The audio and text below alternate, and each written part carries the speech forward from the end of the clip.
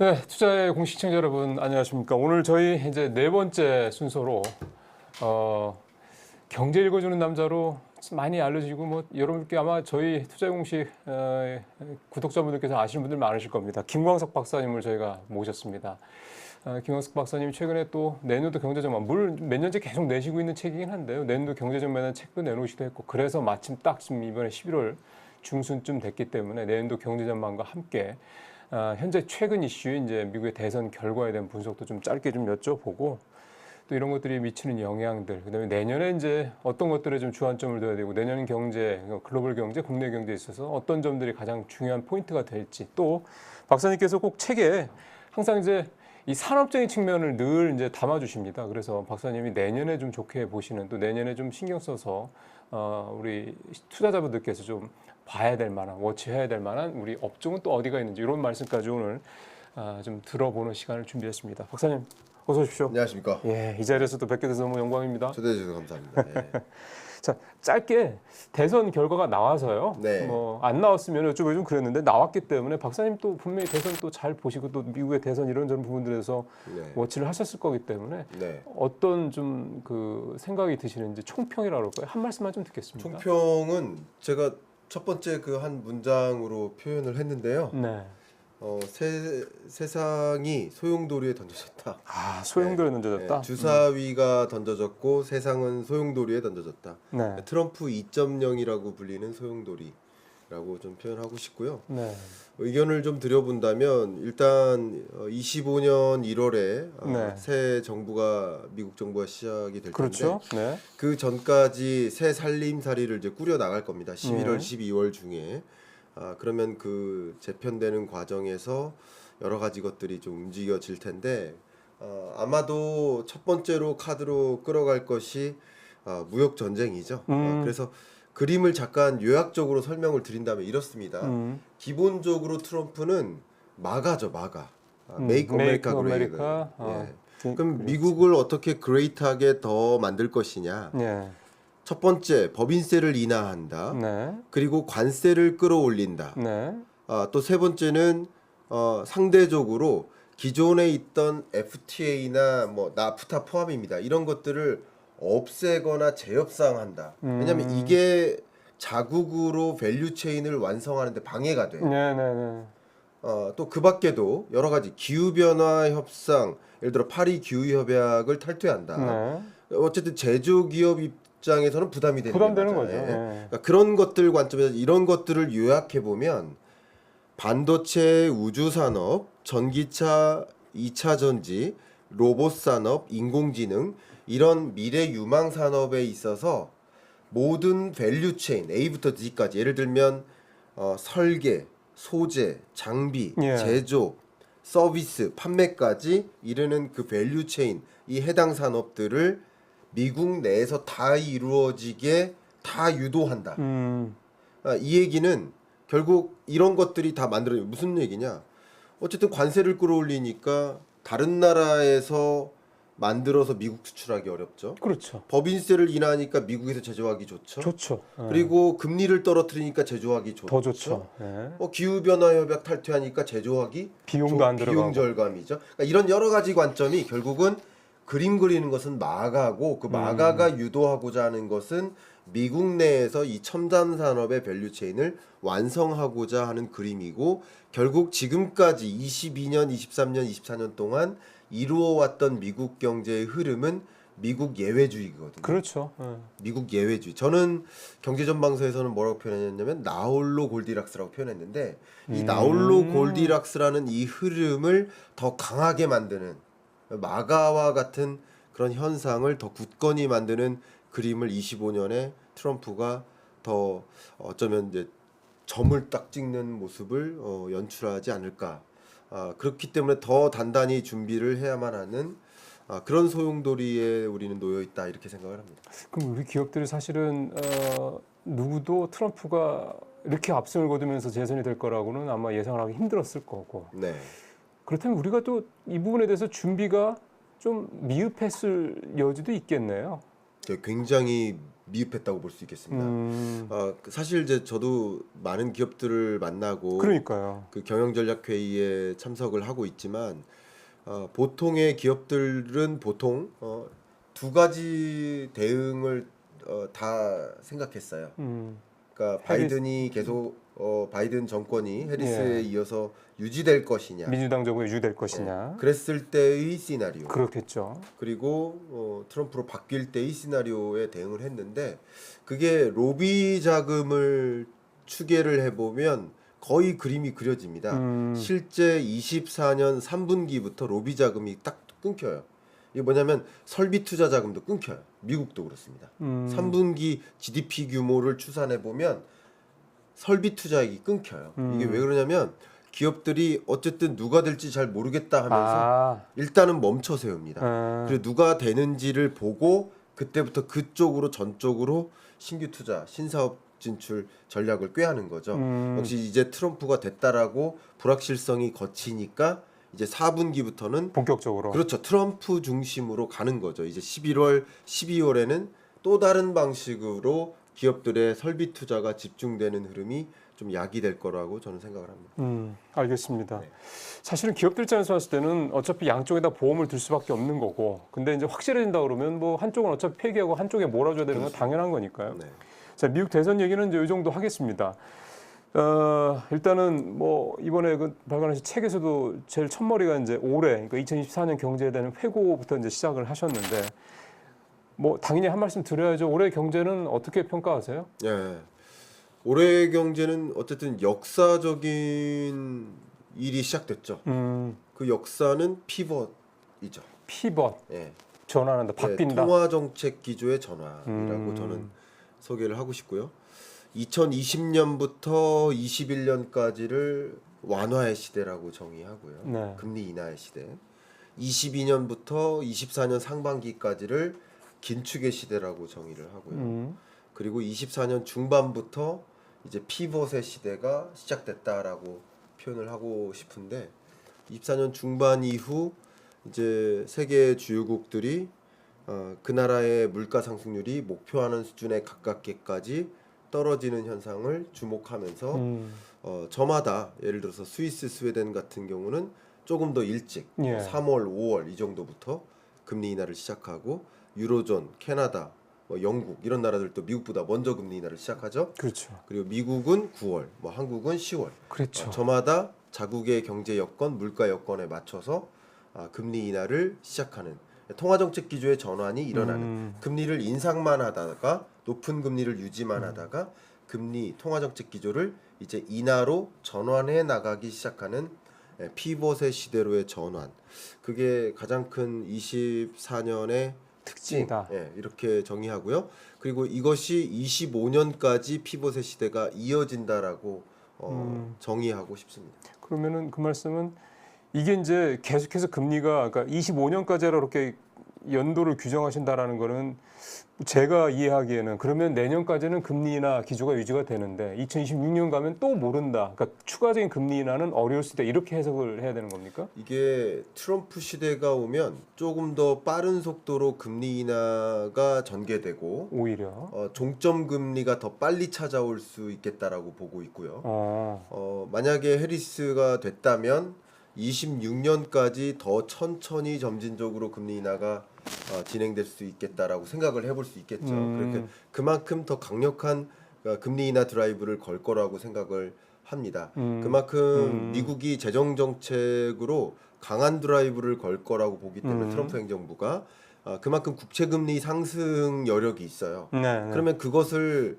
내리기 위해서 국채 금리를 좀 떨어뜨리기 위한 시장 금리를 떨어뜨리기 위한 노력의 일환으로서 또 시장 금리를 또 떨어뜨리기 위한 일종의 노력으로서 재정 정책은 그렇게 가더라도 그렇죠. 통화 정책적인 노력도 같이 간단 말이죠. 예. 그리고 아까 말씀드렸던 것처럼 이 강달러 기조를 트럼프가 그렇게 원할까? 그러지는 않을 것 같아요. 그렇죠. 왜냐하면 제조 기지를 미국으로 옮겨 놓기 위해서는 약달러가 더 맞아요. 그렇죠.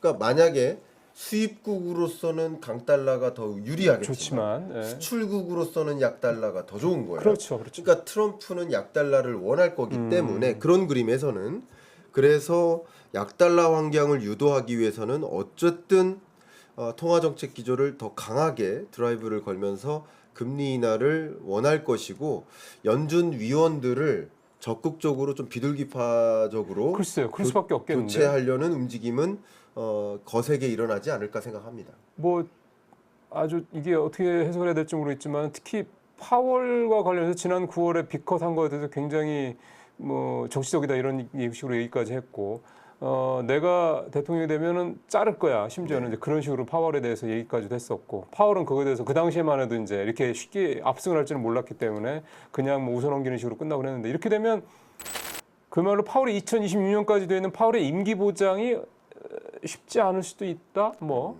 그런 생각도 좀 드네요. 정말 그 부분에 대해서는 그 누구도 예측할 수는 없죠. 그렇죠. 저도 그것을 가지고 논하기는 참 힘든 영역이지만 현재로서는 어쨌든 트럼프라는 인물됨이 해리스보다는 혹은 바이든보다는 통화 정책에 대한 간섭이 심한 인물이다라는 것은 여러분 잘 알고 계시죠. 그러니까요. 예를 들면 저는 아직도 기억하는 게 트럼프 일기 때 파월이 금리를 인하하는 의사결정을 보면서 TV를 보면서 이런 장면이 있죠. 핸드폰 이렇게 딱 들면서 네. 트위터질을 하는 거죠.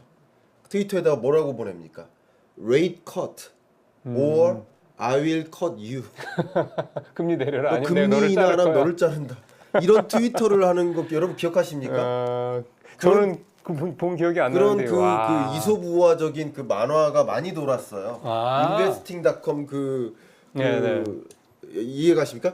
그런 것처럼 그만큼 통화 정책에 정말 직접적으로 관여하는 이 독립성을 좀 무시하는 인물이에요. 대놓고. 이제 그것을 생각해 보면 뭐 그게 정말 먹힌다 안 먹힌다 그걸 논하긴 어렵겠지만 어쨌든 뭐 민주당 정부보다는 공화당 정부가 통제하는 통화 정책 하에서는 조금 더 통화 정책의 드라이브가 네. 더 강하게 비둘기파적으로 움직일 수 있겠다라고 가정하는 게 현실적이지 않을까라고 의견을 드립니다. 파월을 정말 컷할지 아닐지는 그 누구도 모르니까 네. 현재로서는 그걸 전제하고 싶지는 않습니다. 근데 지금 이번에 트럼프가 당선이 되고 나서 또는 그러니까 트럼프가 대선 중간에도 이제 우세하다는 얘기가 나올 때마다 항상 공통적으로 나타나는 현상 국채금리의 상승과 달러 가치의 상승 이거였단 말이에요. 네. 근데 지금 말씀하셨던 대로 일단 통화 정책은 이제 계속 연준을 압박을 하든 뭐든 간에 금리 인하의 어떤 그런 속력을 더 내도록 유도를 하겠다라는 거고 그러면서 재정은 계속 풀어서 국채 발행은 늘릴 거라는 얘기고 이게 사실 그 국채 발행이 이제 늘어나게 된다면 결국 국채 금리가 올라가고 결국 인플레를 압박을 하는 이게 이제 일반적인 우리가 알고 있는 이론적인 개념인 거잖아요. 근데 이대로 이를테면 국채는 계속 발행을 하고 통화 정책은 이렇게 내려가게 하고 이게 참 저희 같은 사람 입장에서 때는 그게 되는 거야 이런 생각이 문득 듭니다. 네. 그러니까 되게 혼란스러워질 수 그러니까요. 있죠. 만약에 이런 국채 발행과 경기 부양의 효과로 인플레가 계속 발생된다면 그러니까요. 또 그 밖에 여러 가지 트럼프가 구사하고 있는 여러 가지 정책들 예. 예를 들어서 이민자를 차단하겠다. 예. 그러면 지금 근원 물가가 잘 안 잡히고 있거든요. 맞습니다. 근원 물가가 안 잡히는 이유는 인건비 상승률이 아직도 높기 때문이에요. 그렇죠. 인건비 상승률이 지금 4% 정도 되거든요. 네. 3.9%. 그러니까 지금 근원 물가가 안 잡히는 그 이유 중에 하나예요. 그러면 이민자를 수용하지 않겠다라고 하면 인건비 상승률이 더 높게 나오고 근원 물가가 안 잡히는 거예요. 그렇죠. 그렇죠. 그럼 물가 안정화를 방해하는 요소가 되죠. 네. 두 번째, 관세를 또 끌어올리겠다. 그러면 아무래도 그렇죠. 수입 물가가 올라가는 거죠. 올라가는 요인이고요. 또 개인 소비세를 또 떨어뜨려 주겠다. 그러면 소비가 더 증진되겠죠. 그럼 수요가 많아지고 그러니까 물가 상승 압력이 여러 가지 면에서 맞습니다. 자극이 돼요. 또 기업 활성화라든가 여러 가지 면에서 그렇습니다. 자, 그럼 이런 것들 뭐 예를 들어 전쟁을 종식시키고 건설 사업이 또 재건 사업이 집중된다. 그러면 원자재 가격이 올라간다. 그렇죠. 여러 가지 요인들이 트럼프발 인플레이션, 트럼플레이션이 우려가 되는 대목들이 많이 있어요. 그렇다면 정말 통화 정책 관점에서 금리 인하가 우리가 생각되는 대로 있을 수 있을까? 또 어려울 수 있습니다. 쉽지가 않을 수도 그러니까요. 있습니다. 그러니까 그것은 통화 정책에 아무리 관여한다 하더라도 연준 의장이나 연준 위원들이 그런 물가 지표를 보면서 네. 실제 금리 인하를 단행하기는 쉽지 않을 수 있습니다. 그렇기 때문에 그것을 그냥 담보하기는 어려워요. 실제 그런 인플레이션 현상이 나타난다면. 네네. 예. 그래서 그런 것들을 한번 균형 있게 보실 필요가 있겠고요. 예. 다만 이런 현상들이 트럼프의 주장대로 그대로 갈 것이냐. 그러니까 공화당이라는 그리고 정책 의사 결정이 트럼프가 그냥 나홀로 독선적으로만 진행되는 것이 아니라 트럼프 발언 말고요. 공화당의 정책 공약집들을 보셔야 됩니다.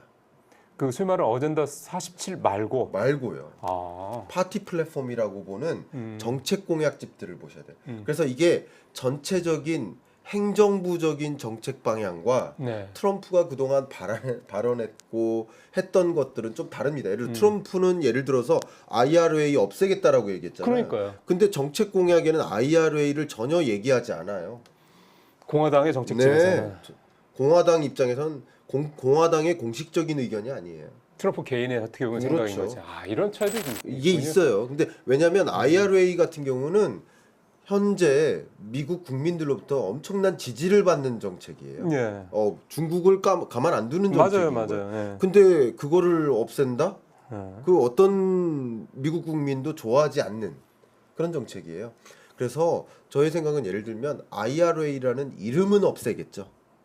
이름을 없애고 뭐 예를 들어서 마가라는 이름으로 다시 살아날 수는 있겠죠. 예를 들면 예를 든다면. 예를 들면. 근데 이름은 바꿀 수는 있겠지만 그렇지만 디테일하게 IRA에 있는 그 조항들은 상당 부분 살아 있을 수는 있겠죠. 그럼 대표적으로 지금 트럼프가 되고 나서 2차 전지라든가 이 반도체 쪽도 그렇고 되게 주가도 부진하고 여러 가지 걱정들을 많이 하는데 가장 대표적인 이유가 보조금 그렇죠. 그거를 기대했는데 안 나올 수 있다든가 네. 세액공제 같은 경우에 원래 주기로 했던 건데 뭐 올테면 올해까지는 받았는데 내년부터 못 받는다든가 결국 뭐 이런 부분들인 거잖아요. 그렇죠. 이런 불확실성이 가장 큰 예, 건데 예. 말씀대로라면 그 부분은 공화당 입장에서 때는 계속해서 가져가길 바랄 거고 네. 트럼프는 안 돼 이런 식인데 네. 그럼 결국에 이게 공화당 입장만 이게 나타난다면 우리 입장에서는 크게 우려할 바는 또 아니다 이렇게 봐도 되는 자, 거네요. 물론 그 부분은 아직까지는 불확실성이죠. 예. 물음표잖아요. 네. 그러니까 물음표니까 주가에 부정적인 영향을 주는 거죠. 아 확실하지 않는 예, 불확실성이니까. 근데 그 확실해질 때 네. 나쁘게든 좋게든 확실해질 때 주가에 긍정적이든 부정적이든 또 영향을 주겠죠. 예, 그 부분은 여러분들이 그런 부분들을 더 주시할 필요가 있지 않을까 생각합니다. 이건 제 의견이니까요. 맞습니다. 예. 자 그렇다면 이제 조금 시야를 넓혀서 글로벌하게 보면 트럼프의 당선이 확실시된 날 글로벌 시장, 특히 아시아 시장 주가를 보면 우리하고 중국은 떨어지고 일본이랑 대만은 크게 오르는 모습을 좀 보였어요. 네. 그래서 이제 일각에서는 그게 이제 트럼프가 되면 그게 이제 앞으로 해당 국들의 어떤 경제라든가 주식에 미칠 영향을 그대로 보여준 거다 이런 식의 해석도 나오더라고요. 그러니까 네. 일본이랑 대만은 트럼프가 대통령이 돼도 계속 잘 나갈 거고 예. 우리랑 중국은 별로 안 나갈 거야, 안 좋아질 거야 이런 식의 해석인데 동의하십니까? 뭐 어쨌든 투자자들은 그렇게 생각하고 있다라고 볼 수 있는 거죠. 그렇죠. 그게 맞다 틀리다를 논하는 게 아니라 적어도 투자자들은 외국인 투자자든 뭐 국내 투자자든 평균적인 투자자들은 그래도 그런 경향성은 나타날 수 있겠다. 기본적으로 여러분들도 동의하시잖아요. 중국은 안 좋겠다. 트럼프가 되면 중국은 더 많은 공격을 받겠다. 그렇죠. 중국은 배제되겠다라는 생각은 동의하시잖아요. 마치 그런 것처럼 트럼프가 당선이 되면 그러면 상대적으로 일본은 더 좋을 수 있겠구나. 네. 이런 투자자들의 마음이 담긴 주가의 모습이라고 판단할 수 있겠습니다. 실제 그렇게 전개될지는 여러분 확인을 해야 되겠지만 그건 투자자들의 마음은 그렇게 반영된 거라고 해석해 볼 수 있겠습니다. 조금 더 세부적으로 들어서 일본 같은 경우는 사실은 남들은 다 앞서 말씀하신 대로 피벗 즉 금리 이제 인하기로 이제 접어들었다라고 이제 처음에도 말씀을 하셨는데 네. 그 어떻게 보면 유일하게 예외적인 나라가 일본이라고 봐야 될 것 같아요. 네. 일본은 사실은 금리 인하를 좀 해야 될 상황인데 인플레가 벌써 2.5% 가까이 올라왔으니까. 근데 네. 이게 이제 이렇게 엇갈린 부분에 대해서 아마 우리 일반 투자자분들이나 시청자분들은 왜 일본만 저렇지라는 생각들을 하실 것 같아서요. 네. 어떻게 이해하면 됩니까? 네, 재밌는 질문인데 사실은 지금의 피벗을요. 제가 말씀드리는 이 배경 설명이 굉장히 중요한데 2020년 팬데믹 때 또 2008년 글로벌 금융위기 때 그때의 금리 인하랑 다른 게 네. 그때는 경기 부양적 금리 인하입니다. 굉장히 성급했고 일시에 대대적으로 금리 인하 있었죠. 네. 근데 24년 중반부터는 어쩌면 제각각이고 그리고 점진적이고 네. 천천히 있죠. 음. 제각각이라는 표현은 저마다 자기 사정이 다 있으니까. 자기 사정에 맞게 음. 정상화시키는 국면이에요. 음. 그러니까 그래서 지금 이 피벗은 방향 전환이니까 금리 정상화라고 재해석하시면 좋겠습니다. 아. 그러니까 일본도 아. 일본 나름의 금리 정상화를 추진하는 것이고 미국도 미국 나름의 한국도 한국 나름의 금리 정상화를 추진하는 과정이다.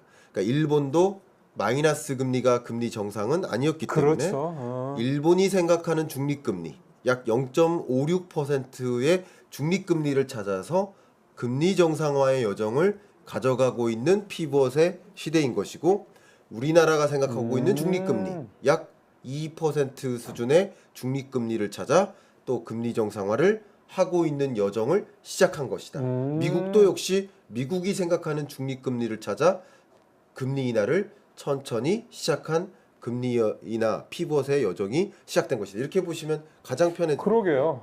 그 피벗이라고 그러니까 우리는 다 그냥 죄다 금리 인하로만 이렇게 생각을 하는데 말씀하신 대로 각각의 나라 다 사정이 있는데 일본은 뭐 아주 대표적인 마이너스 금리의 나라였고 오랫동안 네. 그게 이제 잃어버린 30년 얘기가 나오는 거기도 배경이기도 하지만 네. 그러다 보니 이제 얘네들은 이제서야 예. 남들은 이미 다 뭐 올렸다 내렸다 몇 번을 지난 한 30년 동안 했었는데 계속 여기는 이제 마이너스였기 때문에 이제 정상화되고 있는 거다. 이렇게 그렇습니다. 해석을 하면 예, 예. 일본의 금리 인상에 대한 이해를 좀 충분히 좀 할 수 있을 것 같습니다. 그러니까 금리 정상화의 여정이라고 보시고요.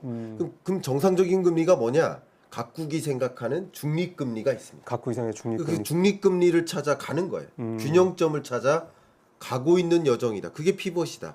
이렇게 보시면 좋겠습니다. 그러게요. 네. 피벗이라는 표현, 피벗이라는 부분에 대해서 이게 되게 경직된 해석을 할 필요가 전혀 없구나라는 없습니다. 생각이 예. 좀 드는군요. 예. 중국 얘기도 마저 어쨌든 지금 아시아권 얘기를 하고 있으니까 여쭤보겠습니다. 경구부양책 계속 나오고 있는 상황이긴 한데 시장의 반응은 지난달 말 9월 24일 날이었나요? 그때 처음 나왔을 때는 굉장히 환호하고 주가도 뭐 한 30% 금방 상하이 종합지수 같은 경우 올라가는 걸 보이다가 그 이후로는 뚝뚝뚝 하고 지금은 뭐가 나와도 시장에서 별 반응을 하지 않는 그런 모습이 나타나고 있어서 이게 소위 말하는 양치기 소년이라고 중국에서 생각을 하는 건지 네. 중국은 좀 어떻게 보고 계십니까? 일단은 중국 경제가 구조적인 결함에 놓여 있다라고 저는 판단을 합니다. 그렇죠. 그래서 이게 일시적인 결함이냐, 일시적인 문제에 봉착되어 있느냐. 그렇다면 그 일시적인 문제를 해결하기 위한 대응책을 마련한다. 그러면 돌파구가 있는 거죠. 그렇죠. 근데 구조적인 문제에 빠져 있다. 그럼 어떤 일시적인 대응책으로 해결을 할 수 있을까? 그건 아니거든요. 그 대증요법을 해결할 수가 없는 거다 이 없는 말씀이신 거거든요. 거죠. 예를 들면 지금 마련했었던 여러 대응책, 그러니까 이 대응책은 정말 이례적인 대응책이었던 건 맞아요. 증시 부양 효과를 만들 만한 대응책은 정말 역사상 없었거든요. 그러니까 이런 유동성을 퍼붓는데 그 유동성이 증시 부양 효과로 직접 연결될 수 있도록 하는 것은 중국 역사상 없었고 네. 우리나라는 아예 그런 건 없었습니다. 그렇죠. 예를 들면. 그러니까 그런 식으로 없었던 정책까지 이례적으로 만들고 그건 양적인 면에서나 여러 가지 면에서 없었는데 지금 중국 경제를 그냥 요약적으로 설명드린다면 디플레이션의 늪에 빠져 있고요. 그렇죠. 네. 두 번째는 부동산 경기 침체의 늪에 빠져 있고요. 예. 부채, 과도한 부채의 늪에 빠져 있고요. 네. 그리고 또 정말 중요한 것이 중국 경제가 저성장의 늪에 빠져 있어요. 중국 경제치고는 계속 올해 처음으로 5%의 성장이 끝났어요. 올해 성장률이 IMF 기준으로 4.8%로 전망했거든요. 그렇죠. 그러면 5% 성장률이 처음 꺾인 거예요. 이게 처음 꺾였다는 표현이 뭐냐면 다른 특별한 일이 없는 한, 그러니까 팬데믹 때는 그럴 수도 있다는 얘기예요. 제 금융위기 얘기는. 뭐 네, 이런 네. 거랑 그럴 때는 그럴 수도 있지만 그런 거대한 일이 없는 해치고 5%가 안 되기 시작한 건 처음이에요.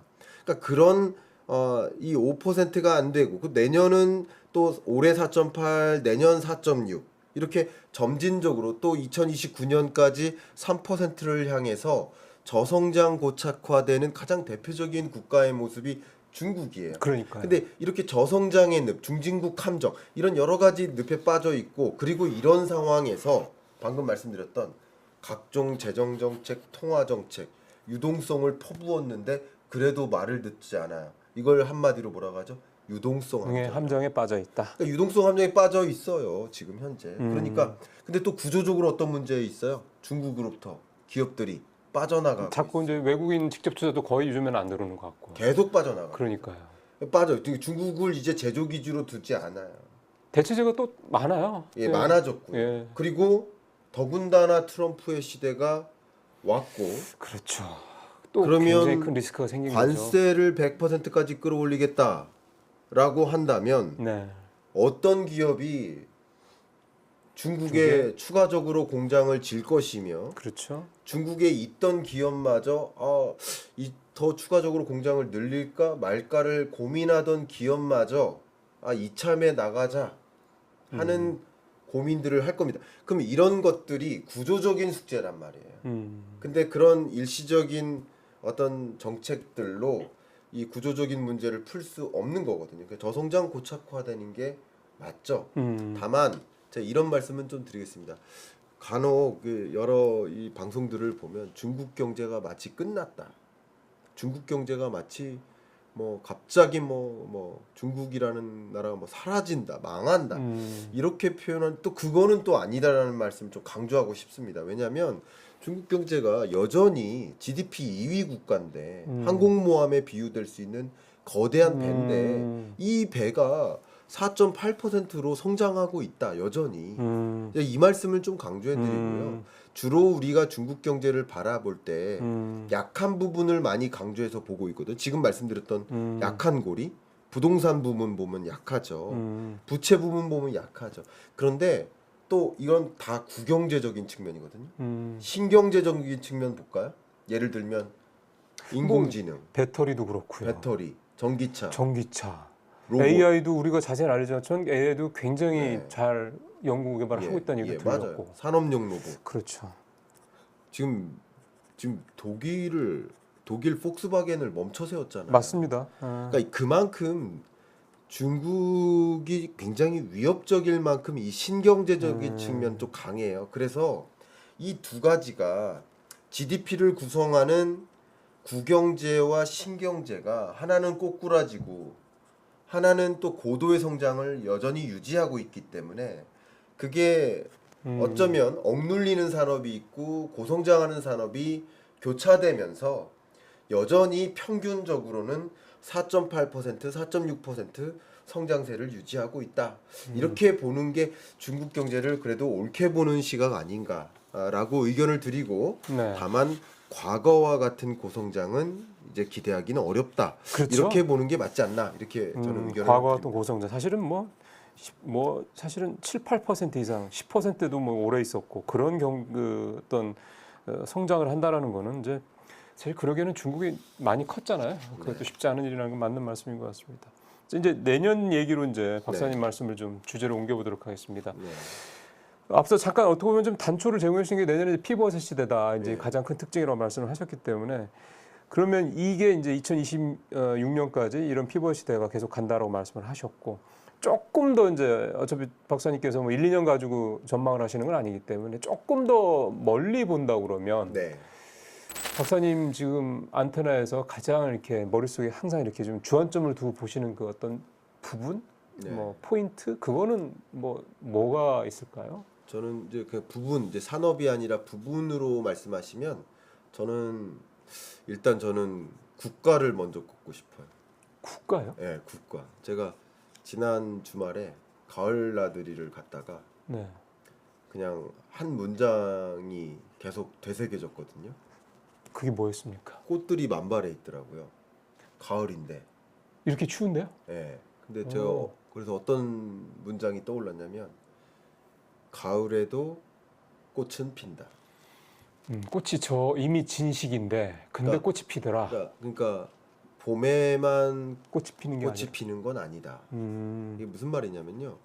세계 경제가 저성장 고착화되는 게 맞고요. 그리고 이 저성장 고착화는 장기화될 거라고 보고 있습니다. 그런데 이 국면에서도 약 6% 후반에 고성장하는 나라가 있고요. 그렇죠. 그 나라가 인도네시아고요. 인도네시아. 그리고 그 나라들은 OECD 전망에 기초해서 말씀드리면 올해보다 내년 성장률이 더 높습니다. 덥고. 네.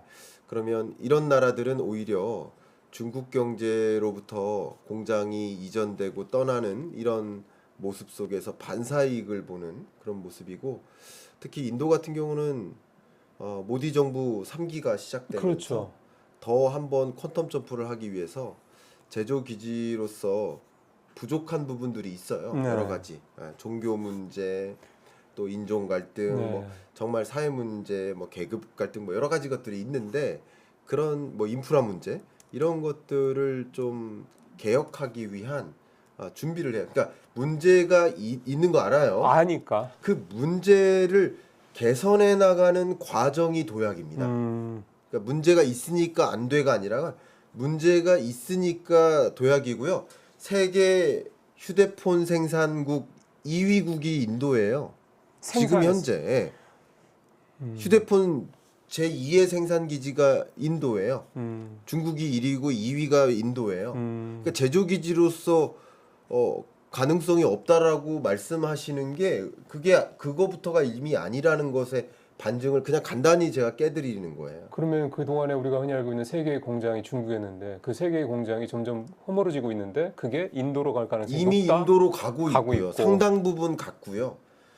저는 아니라고 하시는 분들이 저는 한 7년 전부터 만나서 저는 7년 전부터 제2의 중국이 인도일 인도다. 거라고 제가 말씀을 드렸었는데, 근데 이제 그게 이미 이제 인도라고 인정하시는 분들이 많아졌는데 이 속도는 더 강해질 겁니다. 그렇죠. 예, 그렇게 저는 의견을 드리고 있습니다. 올해 사실은 주식시장 측면에서 봤을 때도 뭐 예를 들어 ETF 상품도 그렇고 우리가 뭐 인도를 직접 투자하는 건 아직은 좀 쉽지 않은 여건이니까 네. 펀드라든가 이런 상품들 보면 인도 쪽의 수익률이 확실히 맞습니다. 두드러지게 나타나더라고요. 그래서 뭐 가장 간단한 방식은 뭐 여러분들의 뭐 연금 저축 같은 경우도 인도 비중을 좀 늘린다든가 예. 이런 것도 충분히 가능한 간단한 재테크 방식이기 때문에. 근데 좀 중요한 말씀은 올해 많이 올랐으니까 내년에는 뭐 조금 이제 올해보다 수익률이 덜하지 않게 이런 생각을 할 법한데 네. 지금 박사님 말씀은 내년에는 인도 경제가 더 좋아질 거다 이거 아닙니까? 그러면 한번 장기적으로 향후 5년, 향후 10년을 그림 그려 봤을 때 예. 중국을 대체할 제2의 중국은 누구일까 한번 질문해 보세요. 여러분이 스스로. 그리고 그 질문에 대한 답변이 나온다. 그러면 그 국가에 투자하는 게 맞죠? 이상한 투자인가? 제가 아주 적절한 투자죠. 제가 그냥 그렇게 여러분이 답변을 찾아보시면 어떨까? 그렇게 답변 드리고 싶습니다. 예. 자 그렇다면 이제 좀 전에 이제 말씀을 이제 일단 큰 틀에서 그걸 말씀하셨기 때문에 조금 좁혀서 박사님이 이제 항상 이제 3분의 1 뒷부분 마지막 부분에 가서 이제 산업 얘기를 늘 하시기 때문에 그래서 사실은 박사님의 책이 인기가 많은 걸 수도 있는데 제가 봤을 땐 산업 쪽은 어떻게 보시는 거예요? 예. 산업 쪽에는 역시 반도체가 핵심 이슈로 부상할 거라고 생각합니다. 근데 반도체에서도 과거에는요, 반도체를 메모리냐 비메모리냐로 구분을 했었어요. 그렇죠. 근데 이제는 반도체를 그렇게 구분하지 않을 겁니다. 그냥 여러분들도 이미 이제 상식화 되셨을 텐데 AI 부문이냐 BAI 부문이냐. 올해 진짜 그게 확실하게 두드렸던 해가 아닌가 싶어요. 네, 그리고 그 현상은 25년에 더 극명하게 드러날 거라고 생각합니다. AI 부문에서 잘하느냐, BAI 부문에서 잘하느냐. 왜냐하면 그 시장 규모도 반도체 시장이 줄어드는 게 아닙니다. 그러니까 반도체 시장에 겨울이 오는 게 아니에요. 그러니까 반도체 시장 전체에서 쪼개 보면 AI 부문의 반도체 시장은 계속 여름이에요. 근데 BAI 부문의 반도체 시장이 겨울로 이미 진입해 온 겁니다. 그러니까 모건 스탠리의 겨울이 왔다는 얘기가 그거는 BAI 반도체 쪽이다. 그렇습니다. 그러니까 그게 착각을 하시면 안 돼요. 그렇기 때문에 그러면 어떤 기업이 AI 부문의 반도체에서 선도적인 역할을 하고 있는지, 그리고 지금까지는 아니었지만 앞으로 AI 부문의 반도체 영역에서 좋은 역할을 기대할 수 있는지, 그게 포인트인 거죠. 저는 그렇게 의견을 드리고 싶습니다. 그렇게 얘기를 하면 삼성전자 얘기를 안 할 수가 없는데 결국은 올해 삼성전자 이런 극도의 부진의 배경은 딱 지금 박사님 말씀대로라면 AI 반도체 부문이 아니라 BAI 반도체 부문에 있기 때문이다. 이렇게 해석할 수밖에 정확하십니다. 없네요. 예. 삼성전자는요, 정말 잘했습니다. 정말 잘했습니다. 다만 BAI 부문에서 정말 잘했습니다. 제가 역설적이네. 정말 예. 역설적이지만 예. 정말 제가 웃자고 드리는 말씀도 아니고요. 사실 이게 웃을 수 있는 문제가 아니에요. 정말입니다. 심각한 문제거든요. 진심으로 말씀드리고요. 예. 그 GDDR 여러분 잘 아시겠지만 그러니까 메모리 반도체 영역에서 BAI 영역에서는 그 타의 추종을 불허할 만큼의 정말 말 그대로 초격차를 벌려왔어요. 그거는 자명합니다. 그렇기 때문에 부인할 수 없어. 그러나 잘하고 있는 그 시장이 쪼그라들고 있다니까요. 그 시장이 쪼그라들고 있어요. 그런데 사실은 AI 부분의 시장은 폭발적으로 아직도 성장하고 아직도 여름인데 거기서는 이렇다 할 성과를 못 냈기 그렇죠. 때문에 그게 주식시장에 반영된 것이다. 이렇게 저는 설명을 드리고 싶습니다. 그래서 많은 분들이 삼성전자를 갖고 계신 분들이 사실 우리나라에 워낙 많으시기 때문에 네. 그분들이 생각하는 게 HBM3 뭐 그러니까 소위 말하는 5세대는 SK하이닉스에 이미 이제 뒤져서 이거는 사실 끝난 얘기니 요 다음 세대 그러니까 아예 버전 자체가 다르다고 또 기술적으로 다르다고 얘기도 하니까 이 HBM4 그러니까 6세대 HBM에서는 삼성이 좀 앞서주기를 그걸 바라는 분들이 굉장히 많은데 네. 사실 이걸 뭐 누가 더 먼저 할 줄은 모르죠. 네. 근데 결국 이제 그게 만약에 삼성이 먼저 치고 나간다 그러면 또 이제 삼성이 이번에는 BAI 반도체 쪽이 아니라 이제 AI 반도체 쪽에서도 다시 예전의 영광을 찾을 수 있다. 네. 이렇게 기대를 해도 되겠네요. 그거는 맞고요. 사실은 그거를 누가 더 바랄까요? 사실은 엔비디아가 그걸 바랍니다. 오히려 왜냐면요. 맞는 말씀입니다. 여러분 이거 굉장히 중요한 얘기인데요. 그 수요처 입장에서는요. 하나의 유일한 공급 업체. 그러니까 바기닝 파워를 독보적으로 갖고 있는 하나의 업체에 기대면은요. 말을 잘 안 들어요. 그게 슈퍼 의리라고 그러죠. 그렇죠. 그거 별로 좋은 구조가 아니에요. 예. 그렇기 때문에 당연히 분산시키고 싶어요. 네, 그래서 당연히 삼성전자도 우리가 생각하는 그 퀄에 들어오는 그 공급업체가 있기를 바랍니다. 네. 네, 그래서 그걸 안 바라는 게 아니에요. 그리고 삼성전자도 뭐 호플리 저도 이제 얼마 전에 삼성전자 반도체 연구소에도 다녀왔고 임원분들도 또 얼마 전에 뵀는데 늘 그렇게 하시잖아요 매년. 예, 근데 하여튼 그런 의지와 뭐 그런 것들은 뭐 굉장히 강합니다. 그거는 예. 맞고요. 그런 것들은 확인했는데 어쨌든 그 의지대로 다 되는 그럼요. 건 아니잖아요. 그렇죠. 예, 뭐 물론 우리 앵커님도 의지는 우리 유튜브 채널이 내일부터 100만 채널이 될 길을 의지는 그러시잖아요. 근데 그게 다 되는 게 아니잖아요. 예. 그렇죠? 예, 그런 것처럼 의지는 그렇지만 지금의 기대를 말씀드리면 이 4, 4분기 안에 네. 그럼 연내라는 얘기잖아요. 예, 연내 퀄이 되는 것, 네. 네, 그 발표가 나는 것, 네. 네, 그것이 삼성전자가 가장 목표하는 그림이고요.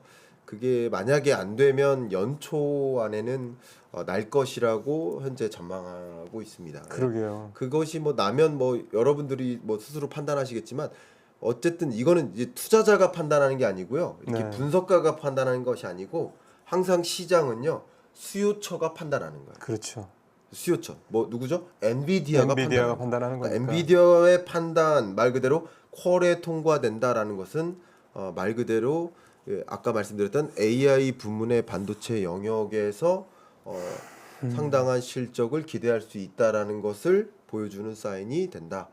그런 지점이 언제일지는 사실은 그 누구도 알 수 있는 것은 아닙니다. 예. 네. 그러나 현재로서는 기대할 수 있는 것은 올해 연말에 기대는 된다. 이렇게 의견을 드리겠습니다. 그건 누구도 모르니까 그럼요. 현재의 그 움직임으로는 그렇게 기대는 된다. 제가 그냥 뭐 희망 고문 드리고 싶진 않아서 제가 단언하기는 좀 어렵겠습니다. 솔직히. 맞습니다. 저도 모르는 부분입니다. 네. 네. 그게 사실 박사님의 매력이죠. 뭐 아닌 걸 가지고 사람들 듣고 싶어하는 내용을 그걸 뭐 내가 얘기를 해줘서 뭐 그렇게 하지 않으시는 게 또 박사님이 사람들이 신뢰하는 이유이기도 할 거라고 생각이 듭니다. 또 하나 이제 반도체와 관련해서 우리나라의 주력이 또 이제 배터리 쪽이니까 네. 그 배터리 관련돼서 이제 이게 사실은 배터리가 갑자기 이제 확 이렇게 위축됐던 이유도 이제 캐즘 때문에 그런 거지 않습니까? 네. 이 전기차 캐즘 이번 책에도 이제 그 부분이 별도로 이제 그 배정이 돼 있으셔서 네. 저도 이제 이게 많은 분들도 궁금하실 것 같아서 여쭤보고 싶은데 이 캐즘이 네. 이것도 사실은 누구도 알 수 없는 영역이긴 합니다만 네. 뭐 일부는 어느 정도 이제 다 왔다라고 얘기하시는 분들도 계시고 그래서 그러던 차에 이제 트럼프가 당선이 되면서 캐즘이 더 뒤로 미뤄졌다 이렇게 해석하시는 분들도 계시고 네. 박사님의 판단은 어떠세요? 글로벌리 ESG 열풍이나 예. 기후변화 대응이라는 그 어젠다가 점차 지워질 겁니다. 점차. 저는 그렇게 생각합니다. 바이든 시대, 바이드노믹스 하면 기후변화라는 어젠다가 강하게 드리워질 거라고 생각하고 그럴까요? 2020년부터는 ESG라는 어젠다가 생겨날 거라고 저는 전망했었고요. 네. 그러나 이제 2025년부터는 ESG라는 어젠다가 지워질 거라고 저는 보는 겁니다. 그러니까 기후변화 대응이라는 것이 상당 부분 지워질 거라고 보는 겁니다. 그러면 쉽게 말하면 미국뿐만 아니라 세계적으로 전기차에 보조금을 주자라는 그런 움직임이 더 강하게 사라질 거라고 생각합니다. 그러니까 결국은 전기차를 구매한다라는 것이 보조금 때문에 구매한다. 사실은 그렇죠. 이거는 아닌 게 되는 겁니다. 근데 보조금 때문에 구매했던 움직임은 끝나고요.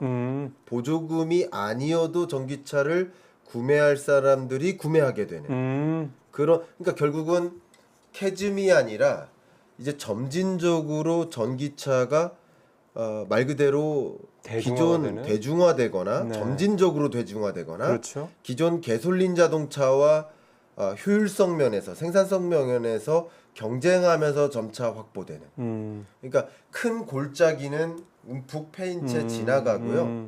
그리고 25년에도 드라마틱하게 보급이 확대되는 그림은 그리기가 어렵겠습니다. 그렇죠. 트럼프의 그렇죠. 시대이기 때문에. 네. 그러나 24년, 25년 깊은 골짜기에 놓여 있다가 그 25년이라는 시간이 지나면 이제 뉴노멀인 거죠. 그렇죠. 보조금이 없어지는 건 뉴노멀인 거예요. 그 시대 하에 비싼 전기차가 오히려 유용해라고 수용해 나가는 시대.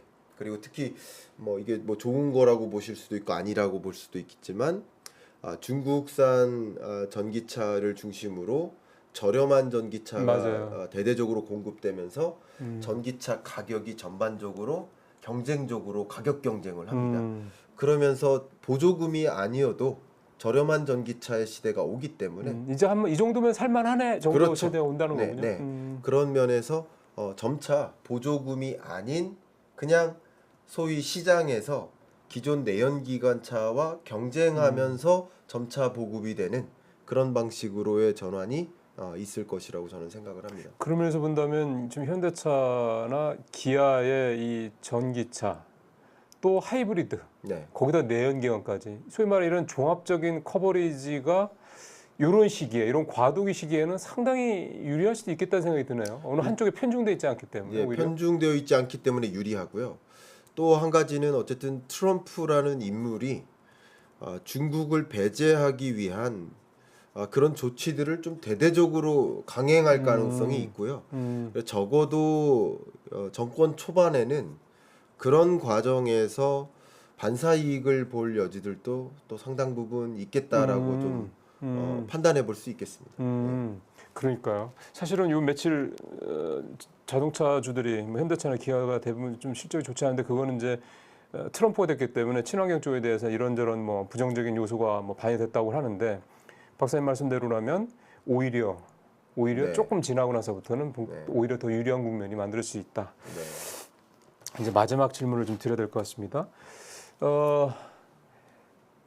이게 박사님 이제 어느 업종을 나는 이 업종을 되게 이 산업을 되게 좀 눈여겨 보고 있어라고 이제 항상 그 부분이 책 마무리 부분에 있는데 이번 책에서는 내년의 전망에서는 박사님이 생각하시는 뭐 히든이라고 할까요? 히든 산업 어느 쪽을 보고 계세요?